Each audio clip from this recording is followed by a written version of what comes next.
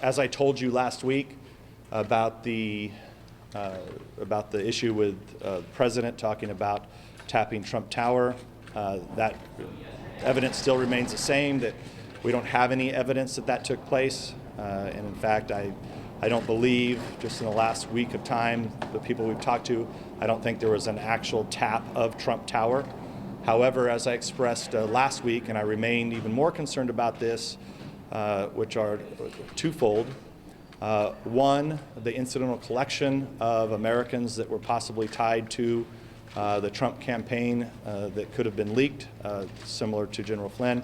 And secondly, the unmasking of Americans' names, potentially for political purposes, which we're continuing to ask more about that. Mr. Schiff and I are sending a letter today to Director Comey, Pompeo, and Admiral Rogers, asking for the total number of names that were unmasked over the course of the last 6 months.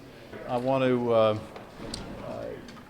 join in saying that to date I've seen no evidence that supports the claim that President Trump made that his predecessor had wiretapped he and his associates at Trump Tower. Thus far, we have seen no basis for that whatsoever. We still want the Justice Department to respond to our letter.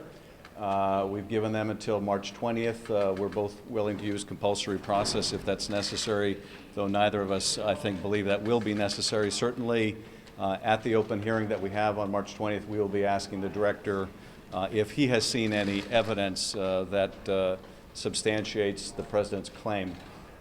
It deeply concerns me that the president would make such an accusation without basis. We think it's in the public interest that this be addressed very openly by the director, and we certainly expect that he will.